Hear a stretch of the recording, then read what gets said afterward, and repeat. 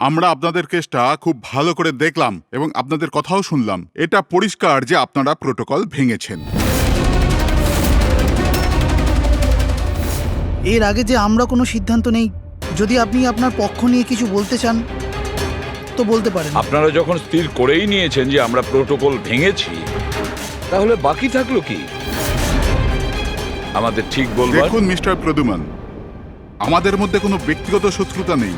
আমরা যা বলছি তার সাক্ষী আছে। আর আমরা সবাই গত 20 বছর ধরে সিআইডিতে কাজ করছি। 20 বছর।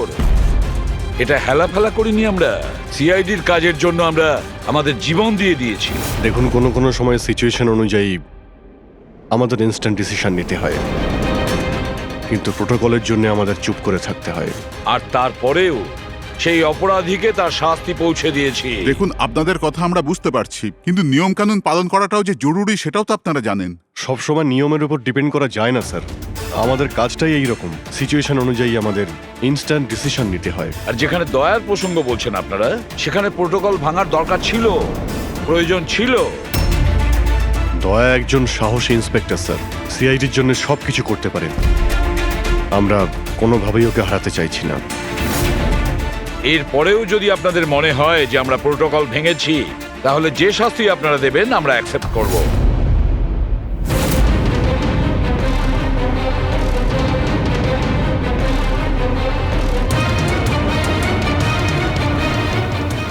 দেখুন, আমরা আপনাদের কথা মেনে নিচ্ছি, কিন্তু নিয়ম তো আপনারা ভেঙেছেন। আর নিয়ম তো ফলো করার জন্যই হয়, আপনারা তো আর আইনের থেকে ঊর্ধ্বে নয়। এই জন্য আমরা এই সিদ্ধান্ত নিয়েছি যে আপনাদের টিমটাকে ভাঙা হবে না, আপনারা কন্টিনিউ করতে পারেন। Thank you very much. কিন্তু আজ থেকে আপনাদেরকে মনিটর করা হবে। আপনাদের সমস্ত কেস একজন সুপারভাইজিং অফিসার মনিটর করবে, যাকে আমরা নিয়োগ করেছি।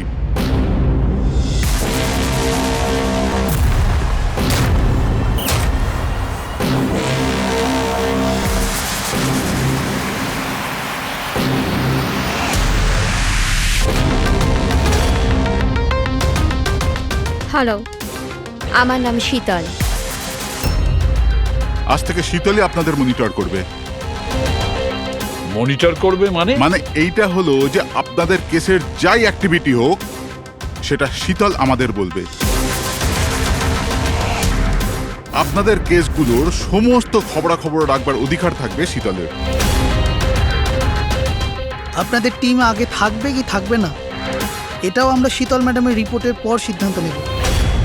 দেখুন, আজ পর্যন্ত আপনারা যা চেয়েছেন করেছেন, কিন্তু এখন সিচুয়েশন বদলে গেছে। আজ থেকে আপনাদের সমস্ত কেসে শীতলকে ইনভলভ করতে হবে।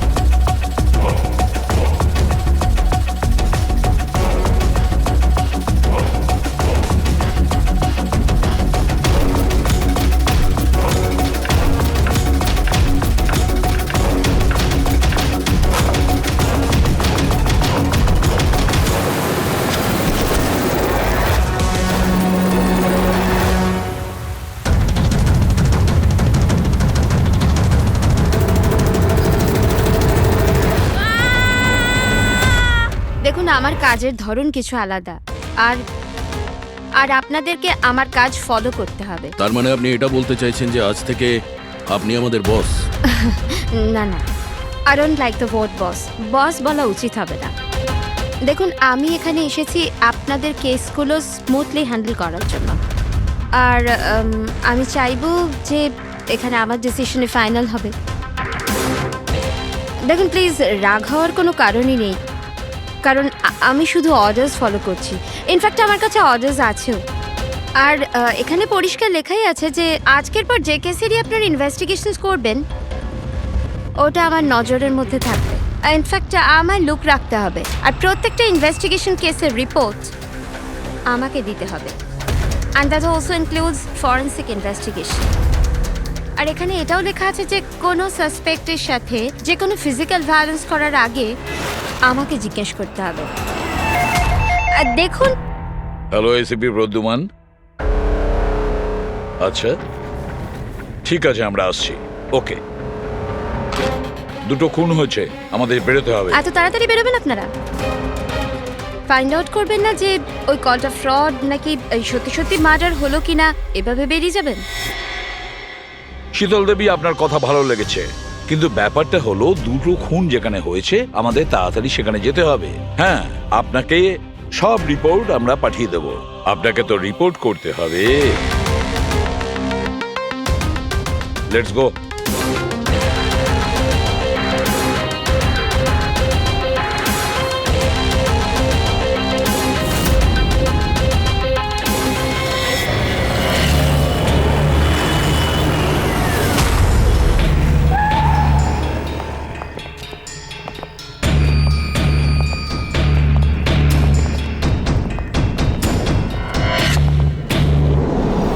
কোথায় খুন হয়েছে জানি না।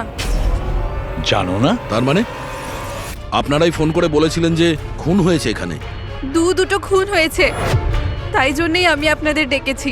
দুটো খুন হয়েছে, কিন্তু খুন কোথায় হয়েছে? লাশ দুটো কোথায়? জানি না স্যার, আমি শুধু শুনেছি। কি শুনেছো তুমি? চিৎকার চেঁচামেচির আওয়াজ?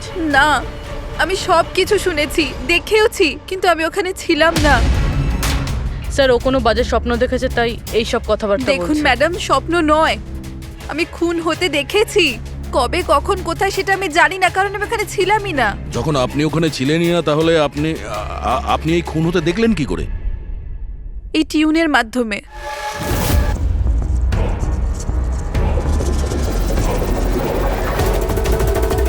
এই বিটটায় অনেক বৃষ্টি হচ্ছে, আশেপাশে গাছ আছে, আর একটা ভাঙা বোটও আছে।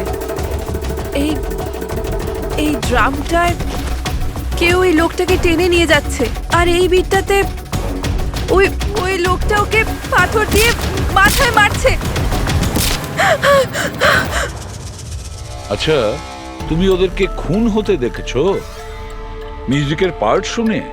এটা হয়নি তো যে এগুলো তোমার শুনে কিছু ভেবেছো, আন্দাজ করেছো? স্যার, আমি গেস করিনি। এই মিউজিক আমি দেখতে পাচ্ছি। কিন্তু মিউজিকে খুন হতে দেখা কিভাবে সম্ভব? ম্যাম, অনন্যার শরীর খারাপ, তাই এরকম কথা বলছে। আপনি কে? স্যার, আমার নাম লতা, আমি এখানকার ম্যাট্রন। আমি ওকে ছোটবেলা থেকে চিনি, যখন থেকে ও অরফেনেজে এসেছে। কি অসুখ হয়েছে অনন্যার? স্যার, ওর সিনেস্থেসিয়া আছে। সেনেথেসিয়া? ম্যাম, একটা কন্ডিশন আছে। নর্মাল কন্ডিশনের মানুষরা মিউজিক শুনতে পায়, কিন্তু এই কন্ডিশনে মানুষ মিউজিক শুনতে শুনতে ভিজুয়ালও দেখতে পায়, আর মিউজিক শুনতে শুনতে ভিডিওর মতো দেখতে পায়। আপনি তার মানে বলতে চাইছেন যে অনন্যা সাউন্ড দেখতে পায়? Yes sir. কি করে? আপনি চোখ বন্ধ করুন আর ইমাজিন করুন ড্রাম বিট শুনতে পাচ্ছেন।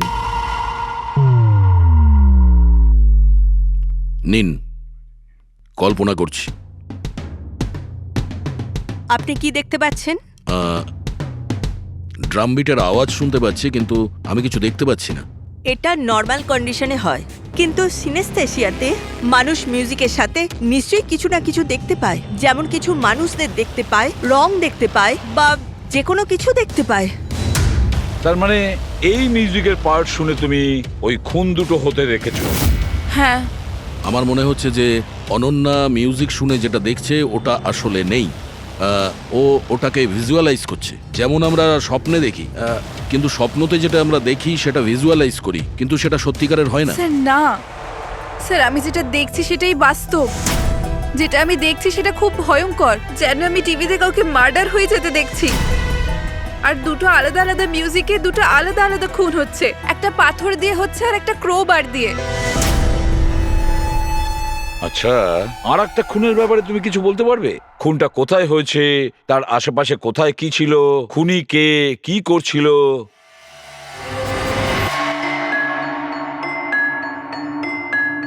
আশেপাশে পাহাড় আছে, একটা লোক নিচে পড়ে আছে, নিজেকে বাঁচানোর চেষ্টা করছে। স্যার ও এসে গেছে, এসে গেছে স্যার। ওকে মারছে ক্রোবার দিয়ে, স্যার বারবার মেরে যাচ্ছে। ব্যাস, খুনির ফেস তুমি দেখোনি। ঠিক আছে, আমরা এই কেসের ইনভেস্টিগেশন করব। স্যার আমি এরকম কেসের ব্যাপারে তো শুনিনি। কিন্তু পুরবী যেভাবে ও ডিটেলসে আমাদের গল্পটা বলছিল, সন্দেহ হচ্ছে আমার সত্যি ঘটনা বলছে না তো। স্যার আমার কিছু মনে আসছে, যেরকম এই মেয়েটা বললো এরকম আমি কোথাও পড়েছিলাম স্যার। কোথাও পাথর দিয়ে খুন করা হয়েছে। তাহলে একটা কাজ করো দয়া, ক্রাইম ব্রাঞ্চে খোঁজ নাও যে এরকম দুটো কেস হয়েছে কিনা। Okay sir. স্যার, যেরকমটা আপনি বলেছিলেন ঠিক এরকমই কেস 2 মাস আগে পুনেতে হয়েছিল। তাকে পাথর দিয়ে হত্যা করা হয়েছিল। আর যা ক্লোবার দিয়ে মার্ডার পানভেলে হয়েছিল এই ধরুন 6 মাস আগে। তো সেগুলোর ফাইল এনেছেন এখানে? Yes. Yes, yes. Sir sir এই কেসগুলো। আর এটা হলো Panvel murder case file. Panvel, ঠিক আছে, থ্যাংক ইউ ভেরি মাচ। আপনারা যেতে পারেন।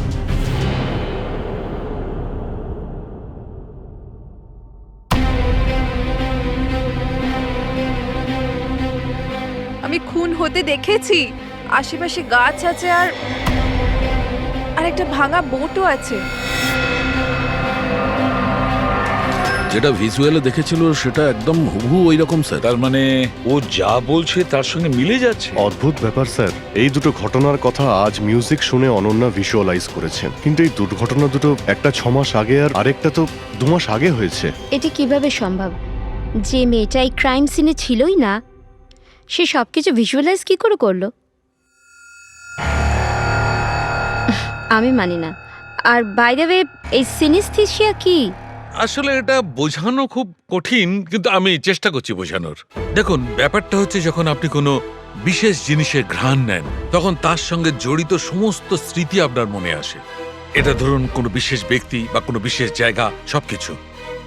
ধরে নিতে পারেন যে এই গন্ধ এক প্রকার আপনার মেমারিকে ট্রিগার করে, কিন্তু এটা শুধুমাত্র সিনিস্থেসিয়ার কন্ডিশনই হতে পারে। এই কেসে সুগন্ধর জায়গায় কোনো মিউজিকে পেয়ে গেছে। এক্স্যাক্টলি। এবার দেখুন, মেয়েটি একটা বিশেষ ধরনের মিউজিক শুনেছে। ওই মিউজিকটার একটা বিশেষ জায়গায় একটা বিশেষ ধরনের প্রিলিউড ব্যবহার করা হয়েছে, যেটা ওকে একটা গাছের স্মৃতি মনে করিয়ে দেয়। আর আরেকটা ইনস্ট্রুমেন্টেও লোকটাকে দেখেছিল। এক্স্যাক্টলি। বাস আমার মনে হয় খুনি এই খুনের ঘটনাটাকে কোনো বিশেষ পদ্ধতিতে মিউজিকে কনভার্ট করেছে। মানে হচ্ছে যখন মিউজিক বাজে তখন ওই ঘটনার সঙ্গে জড়িত সমস্ত জিনিস, সমস্ত জায়গা স্মৃতিকে আলোড়িত করে। কিন্তু এই সমস্ত কিছু সেই ভিজুয়ালাইজ করতে পারে যার সিনিস্থেসিয়া রোগ আছে, অন্য কেউ নয়। আর এটাই ওই অরফানেজের মেট্রনও বলেছে। আপনাদের কাছে এই সব কিছু অদ্ভুত লাগছে না? যাই হোক, কেস সলভ করা আমাদের কাজ। স্যার হতে পারে এই খুনিরও এই সিনেস্থেসিয়ার অসুখ আছে, আর ওই এই মিউজিক রেকর্ড করেছে, কারণ এই মার্ডার আর ক্রাইম সিনের ব্যাপারে ওই জানে। কিন্তু জানতে কি করে পারবো যে এই মিউজিকটা কম্পোজ করে ইন্টারনেটে কে আপলোড করলো?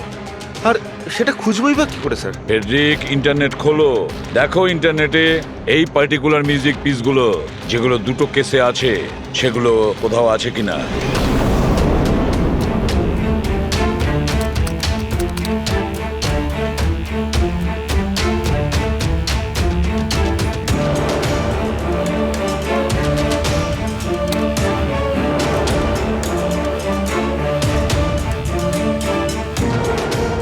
স্যার স্যার পেয়ে গেছি স্যার, দুটো টিউনই একই গানের।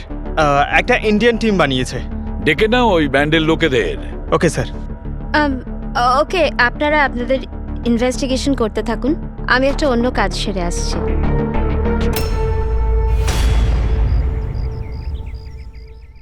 অনন্যা, আমার নাম শীতল।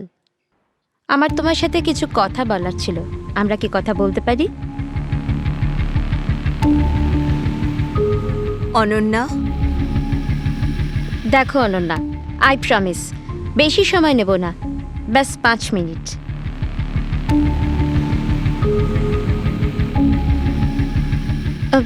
ও কিছু বলছে না কেন? ম্যাম ওই খুব ভয় পেয়ে আছে। ওই ঘটনাটা ওর মাথায় খুব প্রভাব ফেলেছে। ও নর্মাল হতে কিছুটা সময় লাগবে। ওকে। আমার অনন্যার ব্যাপারে এখানে লোকের সাথে কিছু কথা বলতে হবে। পসিবল? হ্যাঁ প্লিজ। মিউজিক টিউন থেকে খুন, এটা কিভাবে সম্ভব স্যার? পসিবল আছে। সিনেস্থেসিয়ার একজন পেশেন্ট তোমার এই মিউজিক পিস শুনে একটা খুনের ব্যাপারে ভিজুয়ালাইজ করেছে, বুঝেছো? তোমার ওই মিউজিক পিসে কোনো খুনের রহস্য লুকিয়ে আছে। আর আমাদের মনে হচ্ছে খুনি সেই যে এই টিউন বানিয়েছে। আমরা খুন করিনি। আর আর সত্যিটাই হলো যে এই টিউন আমরা কম্পোজই করিনি। এ টিউন আমরা ফ্রি সাইট থেকে ডাউনলোড করেছিলাম। কোন সাইট থেকে ডাউনলোড করেছিলে দেখাও। দেখুন স্যার, এই দেখুন স্যার। স্যার এই টিউনটা আমাদের পছন্দ হয় তাই ডাউনলোড করে আমরা গানে দিয়ে দিই। কে আপলোড করেছিল এই টিউনটা? স্যার এটা অজ্ঞাত, অ্যানোনিমাস। অজ্ঞাত? আমাদের সেই অজ্ঞাতকে খুঁজতে হবে। ম্যাম ও আমাদের স্টাফ। ও হলো পূজা, ও হলো রমেশ, ও আরতি। এমনিতে ও এনজিওতে কাজ করে, কিন্তু আমাদের এখানে প্রায় আসা যাওয়া করে। আপনাদের কিছু বলার ছিল অ্যাকচুয়ালি অনন্যার ব্যাপারে। আপনারা কি অনন্যার ব্যাপারে কিছু বলতে পারেন আমায়? যেমন ও কোথা থেকে এসেছিল, কবে এসেছিল, আর ওভারঅল অরফানেজে অনন্যার ব্যবহার কেমন? অনন্যা খুবই অদ্ভুত মেয়ে, সব সময় যেন ডিস্টার্ব থাকে। ও এখানে কবে এসেছিল? ছোটবেলা থেকেই, কিন্তু ওকে ভিন্ন ভিন্ন দুবার লোকে অ্যাডপ্ট করেছিল, কিন্তু জানি না কেন কিছুদিন রাখার পর আবার এখানে এসে ফিরিয়ে দেয়। কেন? এর কারণ? নিশ্চয়ই ওর খারাপ ব্যবহারের জন্য, ওর মাঝে মাঝে ঝগড়া করার জন্য, মাঝে মাঝে ভায়োলেন্ট হয়ে যেত। ব্যাস এই অভ্যেসটা ওর ছোটবেলা থেকেই ছিল। কি ভুলভাল বলছো তুমি? অনন্যা এমন নয়, এসব ভুল বলছে। ম্যাম সত্যি আমি এখানে প্রায়ই আসা যাওয়া করি, কিন্তু কখনো অনন্যাকে এমন আচরণ করতে দেখিনি। ও সবই ভুল বলছে। তো তাহলে সত্যিটা কি? সত্যিটা এটাই, অনন্যা ছোট থেকে খুব কষ্টে বড় হয়েছে। হ্যাঁ, এর জন্য কখনো কখনো ও অদ্ভুত ব্যবহার করে থাকে। অদ্ভুত ব্যবহার নয় ম্যাডাম, এটা ভেবে নিন অনন্যাকে যদি কেউ ক্রস করেছে তাহলে ওর সাথে দুর্ঘটনা হবেই হবে। এই তো আগের মাসে অরফানেজের বাচ্চাদের সাথে কি হয়েছিল মনে নেই নাকি? কেন ভুলভাল বলছো? কি হয়েছিল বলো। ম্যাম, আগের মাসে একটা বাচ্চার ফুড পয়জন হয়ে গেছিল, আর ওই দিনই ওর ঝগড়া অনন্যার সাথে হয়েছিল। আচ্ছা, তার মানে তুমি বলছো যে এটা অনন্যা করেছে? হ্যাঁ। ভেবে চিন্তে কথা বলো রমেশ, খুবই বাজে কথা বলছো অনন্যার নামে। পেট্রন, অনন্যাকে অরফানেজ থেকে দুটো ফ্যামিলি অ্যাডপ্ট করেছিল, কিন্তু তারা ফেরত পেয়ে যায়। এর পিছনে কোনো কারণ তো থাকবেই। হয়তো অনন্যারই কোনো দোষ ছিল, খামতি ছিল। আমি মানতে পারলাম না। এনিওয়ে, অনন্যার ব্যাপারে কি কোনো ফাইল আছে যেখানে ওসব ডিটেলস আছে? সেটা কি আমি দেখতে পারি? হ্যাঁ নিশ্চয়ই।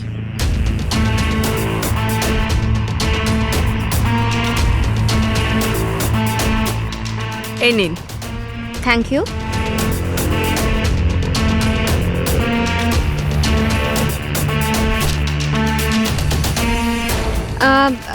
থ্যাংক ইউ মেট্রন, কিন্তু আমাকে এখনই বেরোতে হবে। আচ্ছা, আমি এই ফাইলটা কদিন বাদে ফেরত দিলে কি চলবে? হ্যাঁ।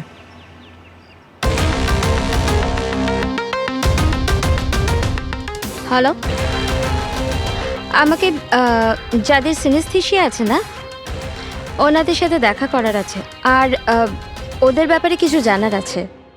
এই 3 জনের সিনেস্থেসিয়া আছে।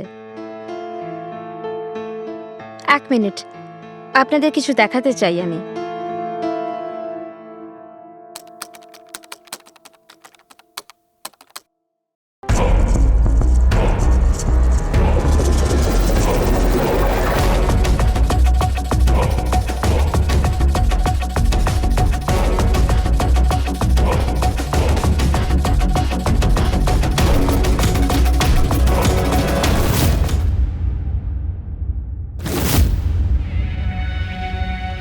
এখন আপনি বলুন, আপনি এই টিউনটা শুনে কি ভিজুয়ালাইজ করলেন?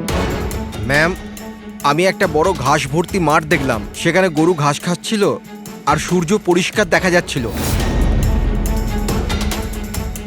আমি একটা নদী দেখলাম, ওখানে নৌকো ছিল, আর আমি দেখলাম কিছুজন আগুন জ্বালিয়ে বসেছিল। ইন্টারেস্টিং। চলুন আপনাদের মধ্যে আপনি বলুন, আপনি কি দেখলেন? শহর শহর দেখেছি আমি, ওই ভিড়ভাট্টার জায়গা আর উঁচু উঁচু বিল্ডিং আর ওগুলোর উপর বিজ্ঞাপনের লাইট লাগানো। ইন্টারেস্টিং। 3 different interpretations. ভালোই হলো, আপনারা দেখলেনও আর নিজেদের কানে শুনলেনও। 3 জন যাদের সিনেস্থেশিয়া আছে তারা একই টিউন শুনেছিল, কিন্তু 3টে আলাদা ভিজুয়ালস দেখলো। আর ওই মিউজিক শুনে খুন হতে দেখেছে। এক্স্যাক্টলি। দুনিয়াতে একজনই মানুষ আছে যে এই মিউজিক টিউনটাকে খুন দিয়ে ইন্টারপ্রেট করেছে। কে? খুনি নিজেই। আর ওই খুনি আর কেউ নয়, অনন্যা। হোয়াট? এটা আপনি কি বলছেন? ওই মেয়েটা নির্দোষ? দেখুন এসিপি স্যার, কেস প্রমাণ দিয়ে সলভ করা হয়, ভাবনা দিয়ে নয়। আর আমি ভাবনায় বয়ে যাওয়ার ভুল করিনি। আমি অরফানেজে গিয়েছিলাম, আর ওখানে গিয়ে জানতে পারলাম যে অনন্যাকে 2টো ফ্যামিলি অ্যাডাপ্ট করেছিল। কিন্তু ব্যাস কদিন পরেই 2টো ফ্যামিলি অনন্যাকে অরফানেজে দিয়ে গিয়েছিল। আর ওই 2জন লোক ওখানেই ছিল যাদের মার্ডার হয়েছিল আর যারা অনন্যাকে অ্যাডাপ্ট করেছিল। আমি অনন্যাকে অ্যারেস্ট করেছি আর ওকে নাবালক আদালতে পেশ করার ব্যবস্থা করেছি। আপনি আমাদেরকে না বলে, না জিজ্ঞেস করে ওকে অ্যারেস্ট করেন কি করে? I don't need your permission ACP sir. আপনাকে বলার প্রয়োজন ছিল না। ও খুনি আর ওকে শাস্তি পেতেই হবে। আপনি ওই ক্রাইম সিনের ফটো আর পোস্টমর্টম রিপোর্ট দেখেছেন? অফকোর্স দেখেছি। তো হয়তো ভালো করে আপনি দেখেননি, না হলে ওকে আপনি অ্যারেস্ট করতেন না। খুনি অনেক শক্তি প্রয়োগ করেছিল খুন করার জন্য। একটা 15 বছরের মেয়ে 2জনকে এত নৃশংসভাবে খুন করতে পারে না। আপনারা ওই মেয়েটাকে বাঁচানোর চেষ্টা করছেন। দেখুন, মেয়েটি নির্দোষ, আর আমরা কোনো নির্দোষের শাস্তি চাই না। অনন্যা খুনি, এর শাস্তি ওকে পেতে হবে, তাই আমাকে অ্যারেস্ট অর্ডার দিয়েছি। আর এটা আমার ডিসিশন, আর এটাই ফাইনাল ডিসিশন। আপনারা শুধু সময় নষ্ট করছিলেন। আর হ্যাঁ, এই মিডিয়াকে এই কেসটার ব্যাপারে জানাতে হবে। আপনারা প্লিজ মিডিয়াকে জানিয়ে দেবেন যে এই কেসটা সলভ হয়ে গেছে। আপনি যদি কেস সলভ করেন আপনিই বলে দিন, আমাদেরকে কেন বলছেন? ফাইন, নো প্রবলেম, আমি বলে দেব। কিন্তু এটা আপনারা আমার ওয়ার্নিং ভেবে নিতে পারেন, নয়তো আশা করছি এরপর থেকে আমার সমস্ত কথা আপনারা শুনবেন।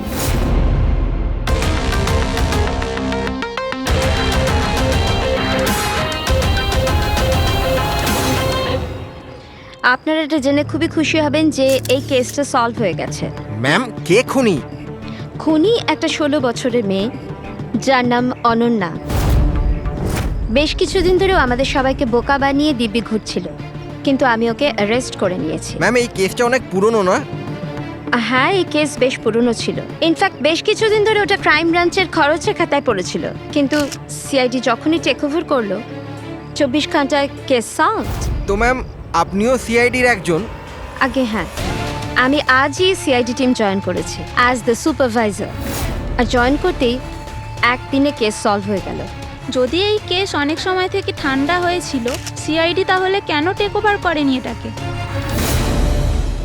কারণ এই টিমে আগে আমি ছিলাম না, এই জন্যে। কিন্তু ম্যাম, অন্য অনেকে তো ছিল টিমে। হ্যাঁ, এনারা প্রায় 20 বছর ধরে আছেন আর মামলা তদন্ত করতেই থাকেন। কিন্তু আসলে ওনারা কখনো কখনো ভাবুক হয়ে যান। আর কোনো কেসে ভাবুক হওয়া মানে ইনভেস্টিগেশন থেমে যায়। ইনভেস্টিগেশনের জন্য কেবল লজিকের দরকার, যেটা আমি করেছি, আর কেস সলভ হয়ে গেছে। 1 মিনিট, আমি আপনাদের ভুল ধারণা শুধরে দিচ্ছি। আসলে এই কেসটা এখনো পুরো সলভ হয়নি। হয়নি? এই তো একটু আগে বললো যে কেস সলভ হয়ে গেছে। স্যার স্যার, এই কেসে আর কি বেঁচে আছে? খুনি তো ধরা পড়ে গেছে। একদমই না, খুনিকে আমরা এখনো ধরতে পারিনি। কিন্তু ম্যাডাম তো বলছেন যে খুনি ওই মেয়েটাই। এরকম ম্যাডামের মনে হচ্ছে। আমাদের ইনভেস্টিগেশনের হিসেবে হয়তো ওই মেয়েটা নির্দোষ। স্যার, তাহলে আসল খুনি কে? ইনভেস্টিগেশন চলছে, খুব তাড়াতাড়ি আপনাদের সামনে সত্যিটা চলে আসবে। I am sorry, no more questions. সময় নেই আর। Thank you so much for coming. Thank you. আপনাদের সাহস কিভাবে হয় এই মিডিয়ার সামনে আমাকে ইনসাল্ট করার? আপনাদের এই ব্যবহারটা আমি দেখে নিলাম, and trust me, there will be consequences. খুব দ্রুত আমাদের খুনিকে ধরতে হবে, না হলে শীতল পদে পদে আমাদের বাধা দেওয়ার চেষ্টা করবে। অভিজিৎ, প্রথমে এটা খোঁজ নিয়ে দেখতে হবে যে ও যে সময় খুন হয়েছিল তখন ও কোথায় ছিল? আমাদের একটা টিম পুনে পাঠাতে হবে এই কেসটাকে তদন্ত করার জন্য, আর আরেকটা টিম পাঠাতে হবে পানভেলে। আপনারা এটা জেনে খুবই খুশি হবেন যে এই কেসটা সলভ হয়ে গেছে। খুনি একটা 16 বছরের মেয়ে। ইনফ্যাক্ট বেশ কিছুদিন ধরে ওটা ক্রাইম ব্রাঞ্চের খরচের খাতায় পড়েছিল, কিন্তু সিআইডি যখনই টেক ওভার করলো 24 ঘন্টায় কেস সলভড।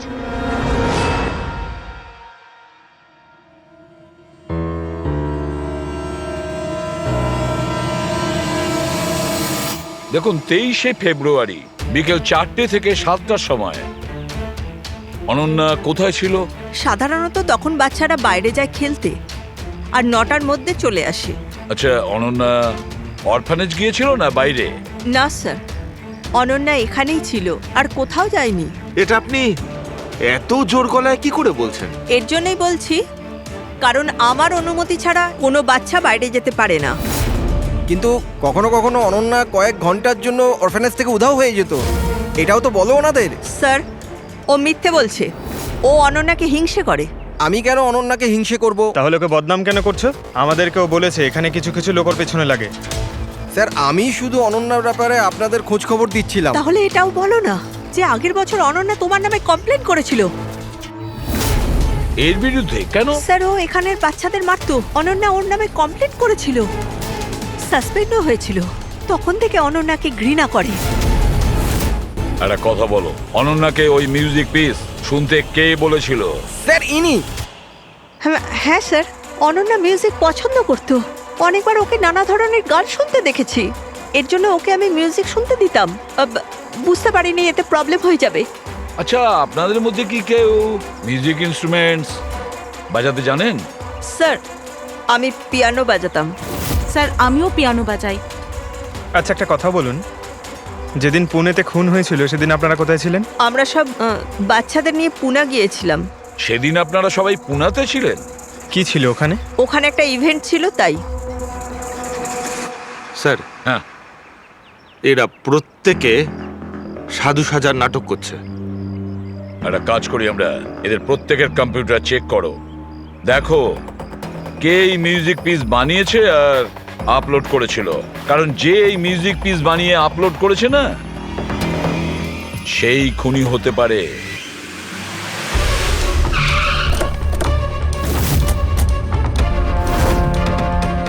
এই মেয়েটা এখানে 2 মাস আগে এসেছিল।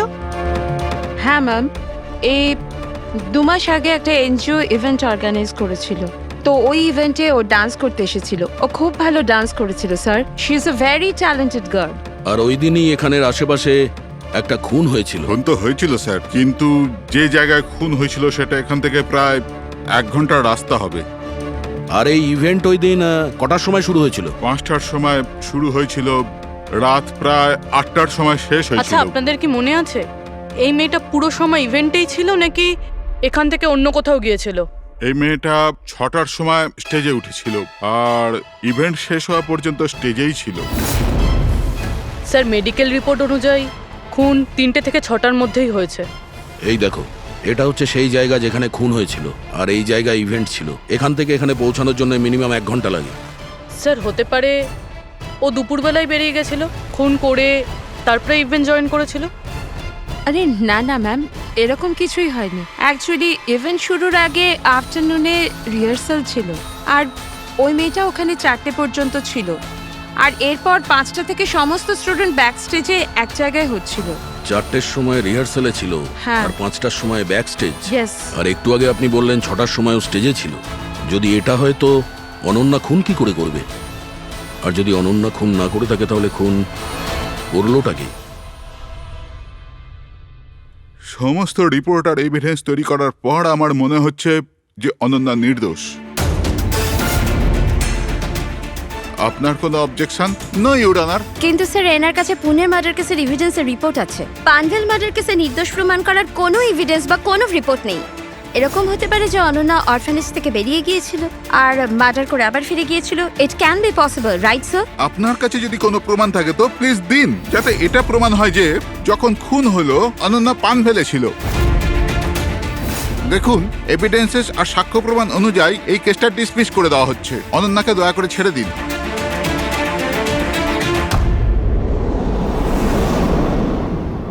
হ্যাঁ সালুকে কি জানতে পারলে? হ্যাঁ বস, বস ধরে নাও এই কেসটা সলভ হয়ে গেছে।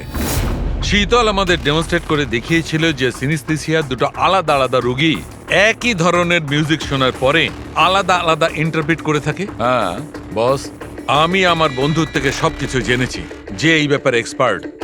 ও আমাকে অন্য কথা বলল। নতুন কি আপনি জানতে পেরেছেন? এমন দুজন ব্যক্তি যারা সিনিস্থেসিয়ারই পেশেন্ট, এক ধরনের মিউজিক শোনার পরেও একই ধরনের রিয়াক্ট করে। এটা কিভাবে হতে পারে স্যার? হতেই পারে পুরবি, যদি দুজন রোগীর মধ্যে রক্তের সম্পর্ক থাকে তাহলে হতে পারে। বস, শীতল যা বলেছিল সেটাও ঠিক ছিল, কিন্তু সম্পূর্ণভাবে ঠিক ছিল না। কিছু রেয়ার কেসে এরকমটা হয়, যেমন আমার বন্ধু বলেছে। হ্যাঁ, কিন্তু দুজন রোগী যদি একই পরিবারের হয় তবে। কাকা, জ্যাঠা বা ভাইও হতে পারে। না না, ইমিডিয়েট ফ্যামিলি মেম্বারই হতে হবে, যেরকম মা বাবা, ভাই বোন। তা কেন? সেটা এই কারণে ফ্রেডি, কারণ এটা একটা জেনেটিক অসুখ। বাস মেডিকেল জার্নাল থেকে আমি এরকম কিছু আর্টিকেল বার করছি, এসব তোমাকে দেখাচ্ছি। আরো কেউ আছে যে অনন্যার মতো ওই দুটো মিউজিক পিসের ওপর একই ভিজুয়াল দেখতে পায়, যেটা অনন্যাও দেখে? আমি আপনাদের কি করে ধন্যবাদ জানাবো? আপনারা আমায় জেল যাওয়া থেকে বাঁচালেন। আমরা শুধুমাত্র সেটাই করেছি যেটা আমাদের ডিউটি, অপরাধীদের জেলের ভেতরে আর নিরপরাধীদের মুক্তি। কিন্তু আসামিটা কে? তোমার কোনো আত্মীয়। আমার ফ্যামিলি মেম্বার? হ্যাঁ অনন্যা, কারণ তোমার কাছে যে ধরনের ভিজুয়ালস এসছে সেই ধরনের ভিজুয়ালস তার কাছেই যেতে পারে যার সঙ্গে তোমার রক্তের সম্পর্ক আছে, আর সেই এই ধরনের মিউজিক বানিয়েছে। কিন্তু স্যার, আমার ফ্যামিলি মেম্বার কি করে হতে পারে? আমি তো অনাথ, না? আছে কেউ যাকে তুমি চেনো না? তাহলে জানতেও চাই না। ছোট থেকে আমার স্বপ্ন ছিল যে আমার পরিবারের সবাই আসবে আর আমায় এসে নিয়ে যাবে, আমরা একসাথে আনন্দে থাকবো। আর আপনারা বলছেন ও কোনো খুনি। আমরা তোমাকে শুধু সেটাই বলছি যেটা সত্যি।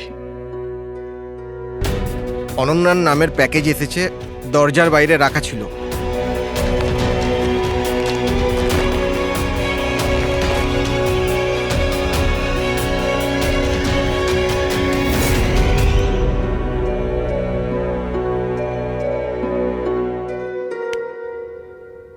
Pen drive? পঙ্কজ,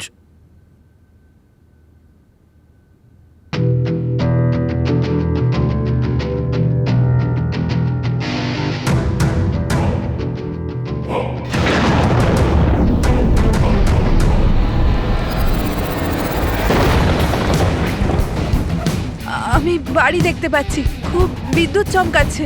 কোনো মহিলা বাড়ির মধ্যে দৌড়াদৌড়ি করছে আর একটা দোলনাও আছে বাইরে। কেউ ওই মহিলার পিছনে ক্রোবার নিয়ে দৌড়চ্ছে। আর কি? ওই মহিলাকে ক্রোবার দিয়ে মারছে। কাকে মারতে দেখলে? জানি না স্যার, এটা তো একটা চিঠিও আছে। আনিয়া, এটা তোমার ভবিষ্যৎ। তুমি যা দেখেছো তোমার সাথে তাই হবে, এটাকে কেউ আটকাতে পারবে না। এই মিউজিকের সাথে অনন্যা যেটা দেখেছে, কেউ ওই মহিলাকে মারতে চলেছে। আর একটা বাড়ি আছে, বাড়ির সামনে বিদ্যুৎ চমকাচ্ছে আর আর দোলনা আছে। আর স্যার, খুনি খুন ক্রোবার দিয়ে করে। এতদিন আমরা ভাবতাম খুনি আগে খুন করে তারপরে মিউজিক বানায়, কিন্তু এখানে তো উল্টো। প্রথমে খুনি মার্ডার প্ল্যান করে, তারপরে মিউজিক বানায়, আর তারপরে মিউজিক অনুযায়ী খুন করে। আমি আমি মরতে চাই না, প্লিজ আমায় বাঁচিয়ে নিন। অনন্যা, ঘাবড়িও না, তোমার কিচ্ছু হবে না, আমরা আছি না তোমার সাথে। সবার আগে ওই খুনিকে খুঁজতে হবে, যে কোনো ভাবেই হোক। কিন্তু যদি খুনি ওর পরিবারেরই একজন হয়, তাহলে খুঁজবো কি করে? ওকে খোঁজার আগে আমাদের এটা জানতে হবে যে 16 বছর আগে অনন্যাকে অরফানেজে নিয়ে এসেছিল কে। হয়তো জানতে পারে অনন্যার ফ্যামিলি সম্পর্কে। আপনাদের কিছু মনে আছে কে ছিল যে অনন্যাকে এখানে রেখে গেছে? না, মনে তো নেই। 16 বছর আগে কেউ ওকে বাইরে ছেড়ে চলে গিয়েছিল।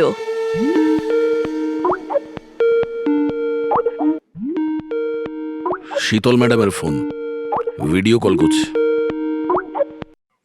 হ্যালো। আমি বাস এটাই বলার জন্য ফোন করলাম যে ওই মেয়েটাই খুনি। সময় নষ্ট করবেন না আপনারা, প্লিজ ওকে গ্রেপ্তার করুন। শীতল ম্যাডাম, কোর্ট তার সিদ্ধান্ত জানিয়ে দিয়েছে, আর কোর্টের কি সিদ্ধান্ত সেটা আপনিও শুনেছেন। এই কোর্টের চক্করে আপনারা সময় নষ্ট করছেন। প্লিজ আপনারা ভুল, আর আপনাদের এটা মেনে নিতেই হবে। স্যার, স্যার এটা সেই বাড়ি। ওই বাড়ি? কোন বাড়ি? আমি এই মাত্র যেটা দেখলাম, ওই যেখানে খুন হতে চলেছে, ওই ওই গাছ দোলনা, এটাই ছিল স্যার। কোন জায়গার কথা বলছে মেয়েটা? শীতল ম্যাডাম, এখন আপনি কোথায় আছেন? আমি এখন আমার বাড়ির বাইরে। আর কোথায় থাকবো? আপনার প্রাণের সংশয় আছে।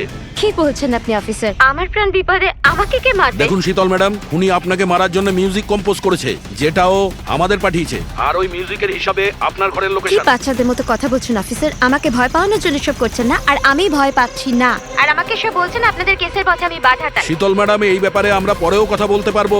আমার কথা মন দিয়ে শুনুন। আপনি ইমিডিয়েট বাড়ির ভেতরে যান আর দরজা জানলা সব বন্ধ করুন। আর আমরা যতক্ষণ না ওখানে পৌঁছই, আপনি কারোর কথায় দরজা খুলবেন না। মানে? আমি আপনাকে পরে বোঝাবো, এখন আমি আপনাকে যেটা বললাম সেটা করুন।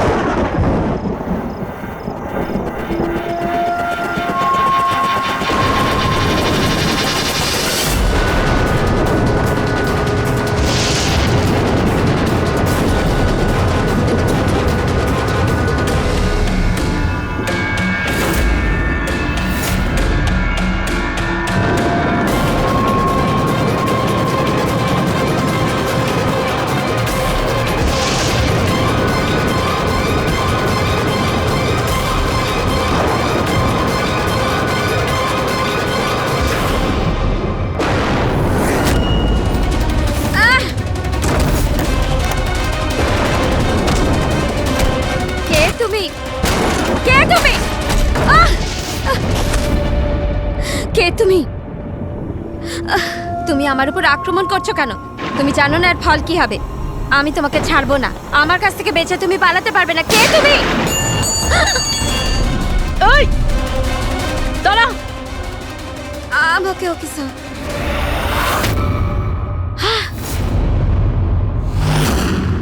আরতি, তুমি? স্যার, আমিও পিয়ানো বাজাই। শীতল ম্যাডাম, আমরা আপনাকে আগেও বলেছিলাম অনন্যা খুনি নয়। আই এম সরি স্যার, আমার আপনাদের কথা বোঝা উচিত ছিল। আমি আমার মতো করে ইনভেস্টিগেশন করেছিলাম, আর আপনারা আপনাদের মতন। আমরা দুজনেই আমাদের ডিউটি করেছিলাম অফিসার। ট্রাস্ট মি, আমার ক্যারিয়ারে প্রথম হলো যে আমার জাজমেন্ট ভুল হলো। ওটা ঠিক আছে, আপনার মাথায় আঘাত না লেগেছে। না না, আই এম ওকে। ফ্রেডি, অ্যাম্বুলেন্সকে ফোন করো তাড়াতাড়ি।